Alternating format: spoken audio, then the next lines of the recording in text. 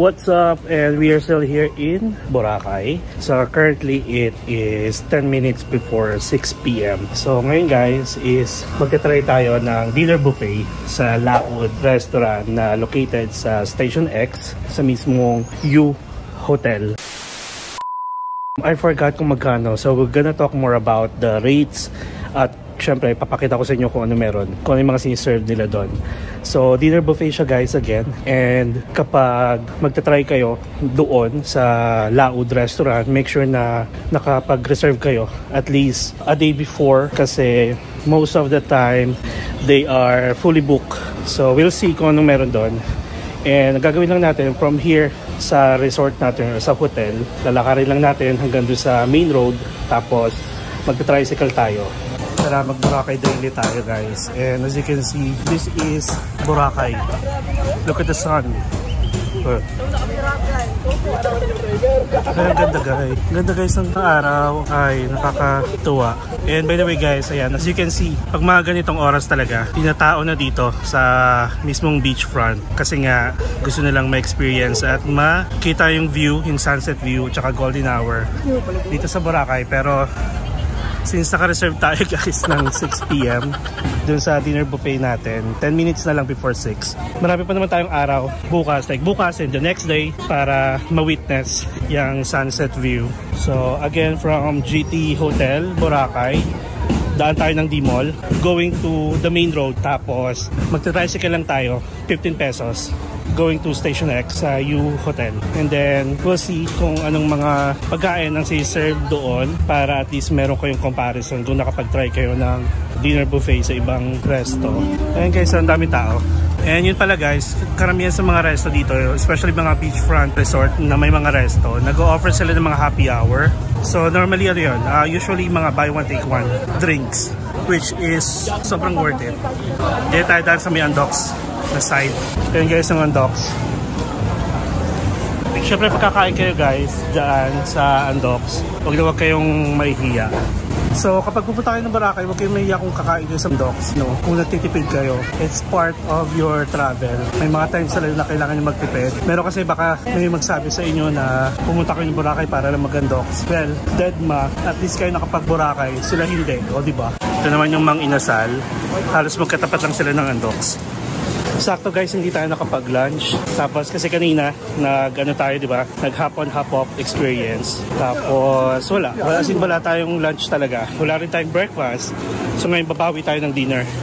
Aside from Henan, marami pang mga restaurant, mga beachfront resto na nag-offer ng buffet. May lunch buffet and dinner buffet. So ngayon, for a change, since marami na naka-experience sa inyo, we are going to try the Laud dinner buffet. Yan, para at may comparison kayo at makita nyo kung ano yung mas maganda, kung ano yung mas maraming ino-offer ng mga food selection, food choices, and also kung worth it ba. Tapos tomorrow is Saturday. Parang hanggang June ata guys. I heard na lahat ng Saturday from April to June may parang party event by the beach. So check nyo na lang yung mga, kung makikita kayo mga activities dito. So ito na tayo guys. So parang mga 3 to 4 minutes walk from the hotel. Ito yung tumbok nyo, yung Budget Mart.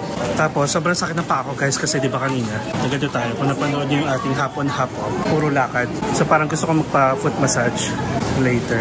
And dito pala guys sa Boracay, merong mga designated loading and unloading area. Hindi kayo pwedeng yung sakay na lang kayo ng sakay bigla. Make sure din nakapagsasakay kayo katulad yan sa mga walang laman. Aware kayo kung special ba siya or yung public transport na 50 pesos per head. Ayan, so katulad sa mga ganitong spot, pag may curb, yung lay-by, ayan, dyan kayo magano. Hotel lang kuya. A few moments later. And guys, ito yung U Hotel. Tapos dito tayo mag-dinner buffet. Meron din party dito. Yan ang hotel. So this is it. Let's go.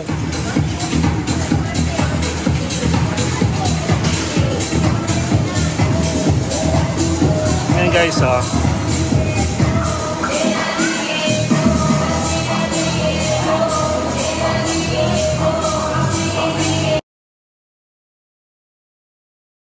Hello, may reservation Jason Mark Paragas.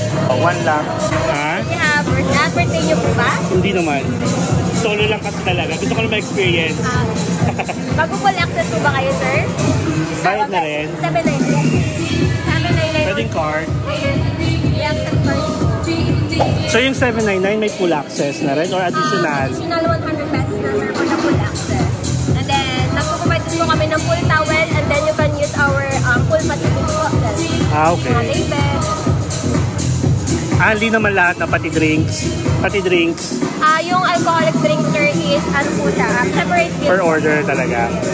Pero may free naman po na drinks dito sa ano.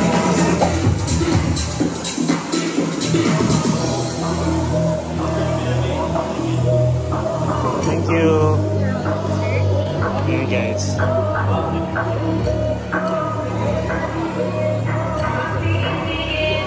So meron silang sunken pool bar. Tapos nandito yung mga food. So check natin. Ayan sila kuya. Ayan mga chef. Hi vlog. Thank you. And say hi from U Hotel.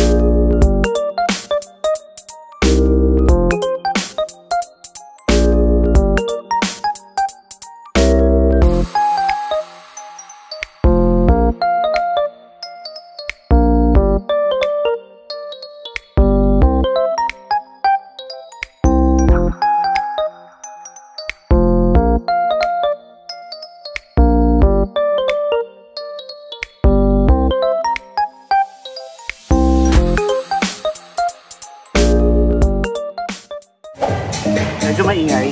Pero ito guys yung ating first batch. Look.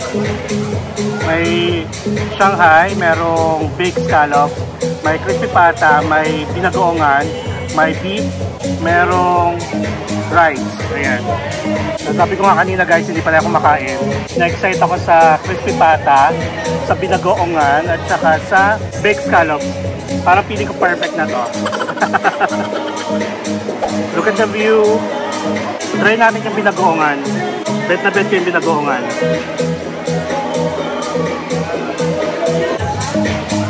Masarap. Yung binagoongan guys, masarap siya with rice. Siyempre maalat siya, maalat-alat kapag walang rice. Next is crispy pata.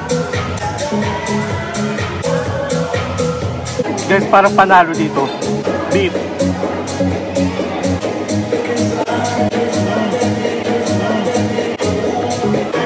Baked scallop. Guys, alam niyo ba kung magkano ang paluto at bumili ng scallop? Mahal. Dito, just for 799 pesos, Aldi na to. Masarap. Hindi ako nagsisi sa pagpunta ko dito.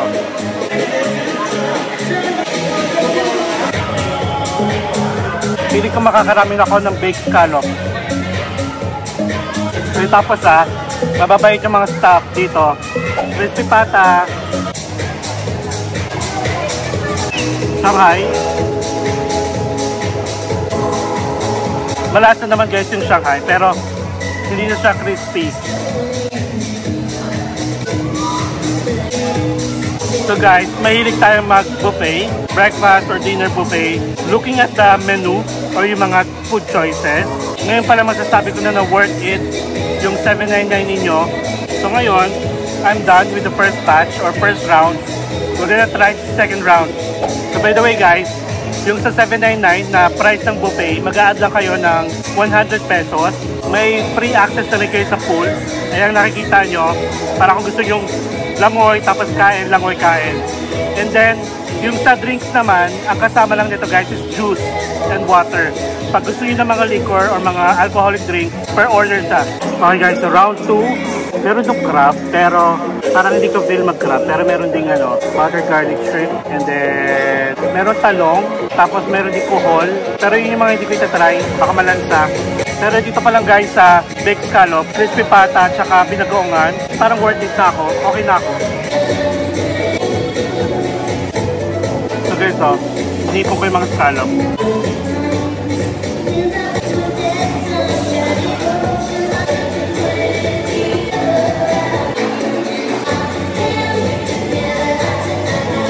Guys, gutom tayo. Grabe. Sobrang pagod. Tapos yung tiyan ko, parang sinabi, kaya mo pa.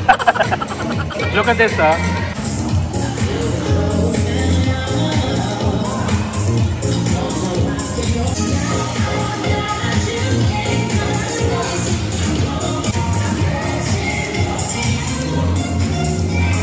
Okay, round 3 guys. Hindi ko alam kung ano kakainin ko. Check lang natin. Third round guys. So this time, kumuha tayo ng shrimp. Tapos, baked scallop ulit. Masarap yung bulalo soup. Masarap. Baked scallop. Panalo. By the way guys, pwede pala kayo magpagawa ng tuna sisig, pork sisig, at saka chicken sisig kung gusto niyo. Tapos may mga noodle section, may halo-halo, merong mga fruit section, and many more. Worth it, worth it. And I think kasi guys, medyo crowded sa Henan. Kaya mas okay dito.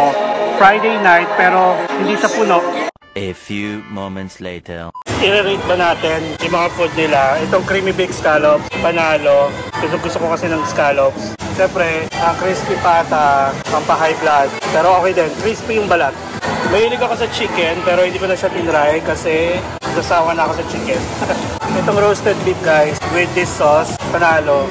Shanghai, hindi siya crispy, pero masarap naman, malasa. And then, hindi ko ito na-try, yung vegetable lokoy. Tapos ito yung drinks guys. Merong grape juice, may goyabano, tapos may water. Ayan, pwede magpagawa ng sisig. Request na kayo.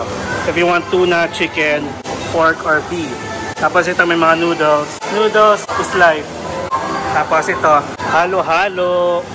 Meron din mga dessert guys. Panutsa, merong cassava cake, merong biko. Rice of course. Tortang talong. Hindi natin na-try yan pero mukhang masarap. Ginataang suso, hindi rin natin na-try pero masarap. Mukhang masarap. Ito guys, butter garlic shrimp. Siyempre na-try natin. Mahirap lang magtanggal ng balat. Pero perfect. Ito guys, yung salted crab egg. Hindi natin na-try. Pero since mukhang ubos na siya, mukhang naman masarap. And siyempre ating binagoong baboy. Binagoong baboy. Nakarami tayo niyan. With rice. Perfect with rice. Okay guys, nag-refill na. Mainit-init pa. Okay guys, so time for dessert. We have the halo-halo. Do it your own. Tapos may cassava cake. And then biko. Kulang na nga sukal.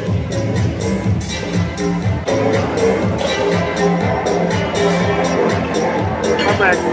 So guys, aside from this buffet, dinner buffet, pwede rin naman kayo mag-stay dito. Marami silang room sa taas, ayan. Tapos, hindi na kayo lalayo, di ba? Para masarap mag-stay dito guys. Tapos mayroon pa silang music, live DJ for entertainment purposes. Tapos may sunken bar, ayan. Tapos as of 7 o'clock, nakakaisang oras pa lang tayo dito pero hindi pa siya puno. Nakakaisang oras pa lang tayo dito pero hindi pa siya puno. Ayan. So by the way guys, hanggang 9 o'clock ang buffet nila dito. 6 PM to 9 PM yung buffet nila. So nakakaisang oras pa lang tayo pero busog na ako. Tapos silang natin itong dessert and we'll see kung kakain pa tayo. I highly recommend Loud Restaurant for dinner buffet if you want to experience at gusto nyong ma-amaze kayo sa mga food. May seafood sila in fairness. Knowing na mahal ang seafood dito guys. Sarap. Sakto lang yung biko. Hindi siya matamis. Ito cassava cake. Sarap. Uy, masarap yung cassava cake. Cassava cake masarap.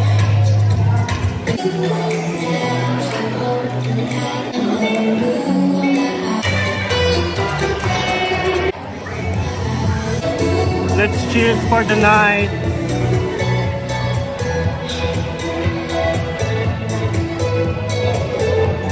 A few moments later.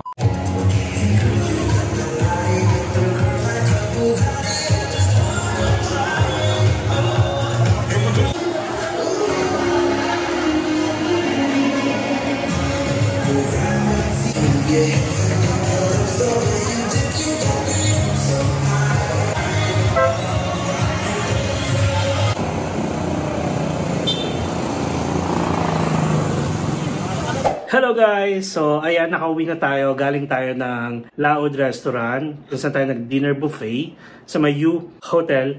And in fairness guys, quick review lang tayo kasi hindi ako nakapag-review while I was on my way going here kasi medyo madilim. So in fairness guys, worth it yung $7.99. Tapos, ang sasarap ng food. So yun lang yung quick review natin. It is a must try guys kung naghahanap kayo ng buffet at worth it na buffet dito sa Boracay, dinner buffet. Try nyo yung dinner buffet na ino-offer sa Laod Restaurant, sa may Station X, sa may U Hotel. Worth it na worth it. Nakita nyo naman yung mga food, sobrang na-enjoy ko. Sobrang nasatisfy yung cravings natin. So talagang binongga natin yung kain. At naka 3 plates ata tayo. And mababait yung mga staff, in fairness. Tapos may live music for entertainment. Yung Henan kasi medyo crowded na. Kaya this is a new one. I mean, a new experience for you guys to try on U Hotel, Laod Restaurant, dinner buffet. Perfect. So that's it guys. Kung na-enjoy nyo yung ating dinner buffet, this is the time na mag-subscribe kayo sa channel ko, Mark Paragas Official. And hit the notification bell para updated kayo sa mga upcoming travel vlogs pa natin. Especially dito sa Boracay. So yun lang guys. More travel, more fun. And see you on my next travel vlog. Peace.